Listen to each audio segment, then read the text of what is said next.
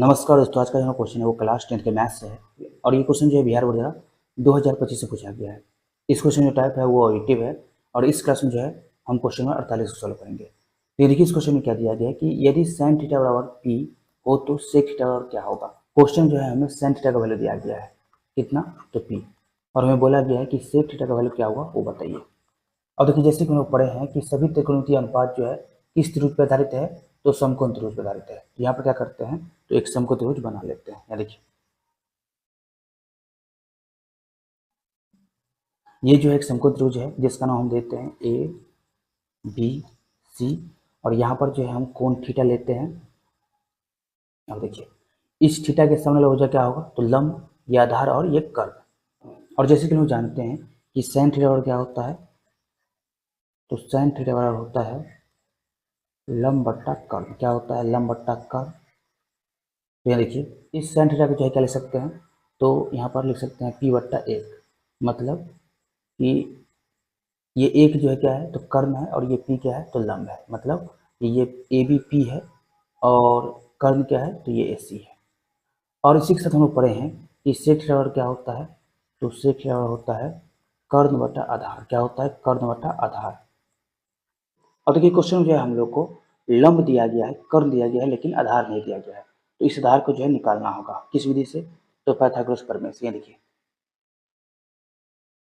Pythagoras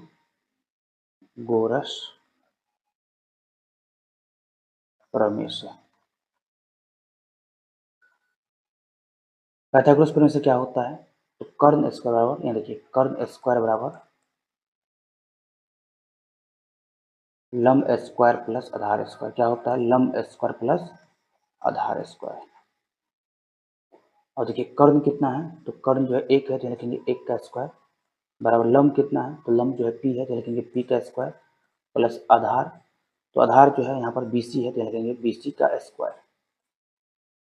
और देखिए यहाँ पर लिखेंगे बी सी स्क्वायर बराबर एक का स्क्वायर एक माइनस पी स्क्वायर, इसको जो है इस तरह भेज देंगे, और यहाँ पर लिखेंगे बी सी बराबर अंडर रूट एक माइनस पी स्क्वायर। मतलब हमें जो है आधार क्या मिल गया, तो आधार जो है अंडर रूट एक माइनस पी स्क्वायर मिल गया। तो यहाँ पर जो है लिख लेते हैं। देखिए सेक थीटा क्या होता है, तो कर्ण बटा आधार, तो कर्ण कितना दिया गया है, तो एक, तो लिखेंगे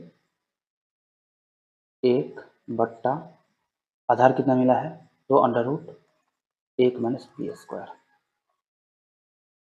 तो इनमें से कौन सा आंसर होगा, तो ये ऑप्शन बी जो है सही होगा, एक बटा under root one minus p square. तो हम उम्मीद करते हैं कि आप लोगों को जो है इस क्वेश्चन सोल्यूशन बहुत बढ़िया समझ आया होगा। तो एक इतना है, इस वीडियो को जो है जितने ज़्यादा हो सके शेयर कीजिए, और अभी तक चैनल को सब्सक्राइब नहीं किए हैं तो सब्सक्राइब कर लीजिए। जल्द हम मिलते हैं क्वेश्चन नंबर 49 के साथ।